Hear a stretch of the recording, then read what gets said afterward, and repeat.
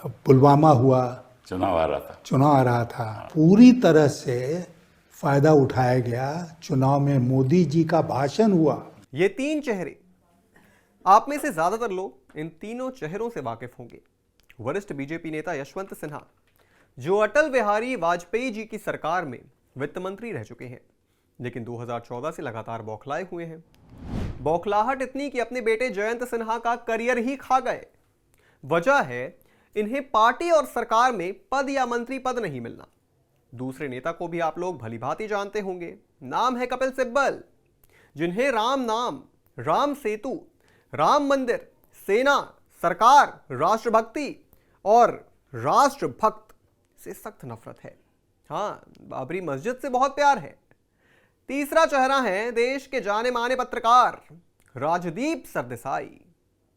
इन तीनों की बौद्धिक क्षमता का स्तर इतना ऊपर जा चुका है कि इनकी कही गई बात को गलत कहने वाला मोदी या तो विरोधी हो जाता है, गोदी मीडिया हो जाता है, संघी या गंगा जमुनी तहजीब का दुश्मन नजर आता है। इन तीन बौद्धिक फिदाइनों की ऑपरेशन सिंदूर पर सोच किसी भी सामान्य दिमाग वाले इंसान को आसानी से समझ आ सकती है। अब इनके बयान को पाकिस्तान कैसे भुना रहा है, आपको विस्तार से बताएंगे। उससे पहले आया ऑन भारत को सब्सक्राइब कर लीजिए। नमस्कार, मैं हूं आपके साथ स्नेहित श्रेयस। आया ऑन भारत देख रहे हैं आप। पहले जरा आप इस वीडियो को देखिए। बट अभी तो ये कहते हैं कि अगर जब हम दो ही बातों पे चर्चा करेंगे पाकिस्तान के साथ, एक पीओके और एक टेररिज्म, तो फिर तो चर्चा होगी नहीं होगी।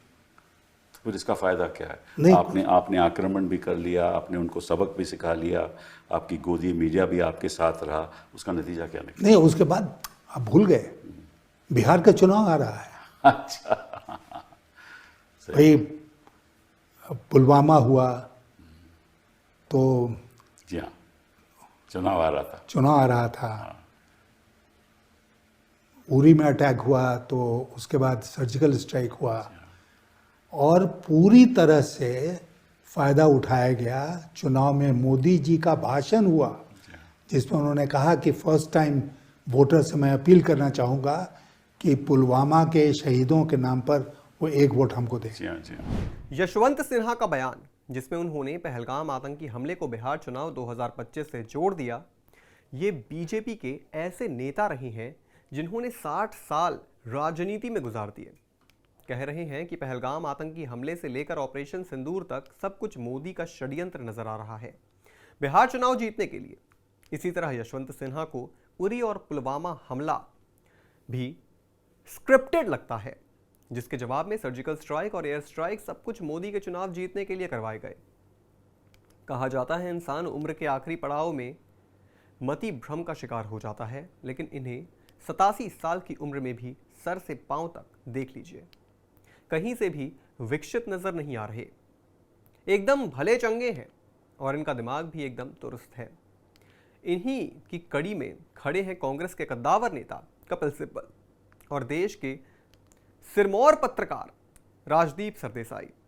कपिल सिब्बल, जो खुद एक वरिष्ठ वकील रहे हैं और कानून की बारीकियों को बखूबी समझते हैं, जब इस तरह के बयान देते हैं कि 26 लोगों की मौत हुई, इसका जिम्मेदार कौन है, तो ये साफ हो जाता है कि वो आतंकवादियों से ज़्यादा भारत सरकार को दोष देने में रुचि रखते हैं।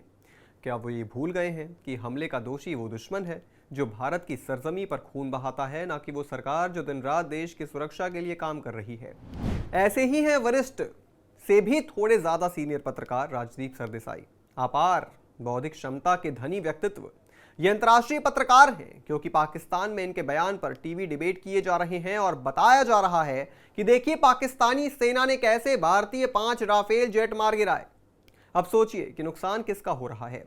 जब राजदीप सरदेसाई ये कहते हैं कि मेरे सूत्र बता रहे हैं कि पाकिस्तान ने 5 इंडियन जेट्स गिरा दिए हैं, तो ये साफ दिखता है कि उन्हें ना तो तथ्यों की परवाह है ना देश की छवि की।